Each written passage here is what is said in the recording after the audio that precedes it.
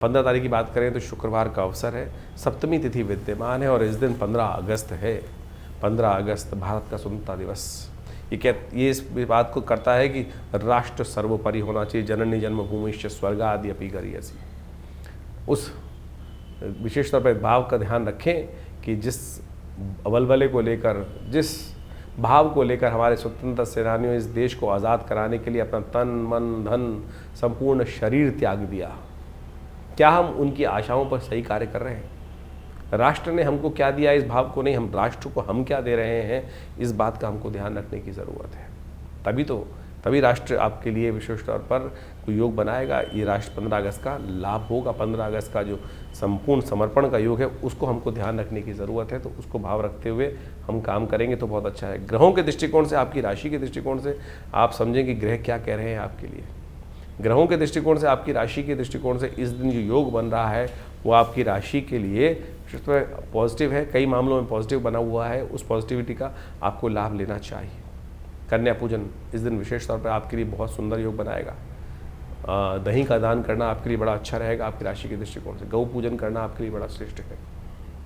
16 तारीख का दिन शनिवार का अवसर है, अष्टमी तिथि विद्यमान है और इस दिन चंद्रमा उच्च के होने जा रहे हैं आपकी राशि के दृष्टिकोण से। लेकिन थोड़ा सा कहीं ना कहीं आपके लिए ये चंद्रमा का उच्च होना आपके नुकसान को बढ़ाता दिखाई दे रहा है। मनोभाव तो बड़ा ऊंचा रहेगा, हवा में मन तैरता दिखाई दे रहा है। ज़मीन पर आकर काम करने की ज़रूरत है। ज़मीन से बहुत ज़्यादा ऊपर उड़ना, मन को कहीं हवा में रखना, यह आपके लिए नेगेटिव हो सकता है। इस बात का ध्यान रखते हुए कार्य करें।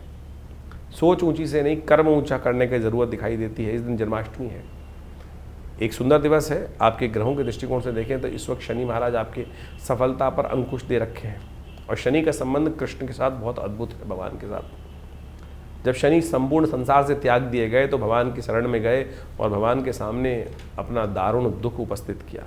शनि महाराज ने, कहीं और नहीं लगता, कभी मुझे ऐसे कभी पढ़ने को नहीं मिली कि शनि ने अपना दारुण दुख किसी और के सामने व्यक्त किया हो। भगवान कृष्ण के समक्ष अपनी दारुण कथा सुनाई उन्होंने और तो भगवान ने उनको स्थान दिया कोकिला वन में। ब्रज 84 कोस के अंदर कोकिला वन में उनको स्थान दिया। तो यानी भगवान किसी को त्यागते नहीं है। और इस दिन, शनिवार के दिन जन्माष्टमी का योग पढ़ने के कारण से आप शनि को भी मना सकते हैं।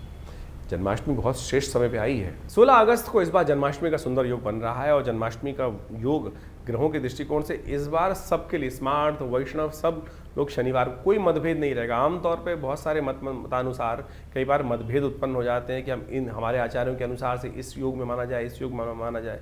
लेकिन इस बार यदि पंचांग को देखा जाए तो बहुत सारे द्वंद्वों को करने की ज़रूरत ही नहीं है। अष्टमी उदया तिथि के रूप में विराजमान है 16 तारीख को।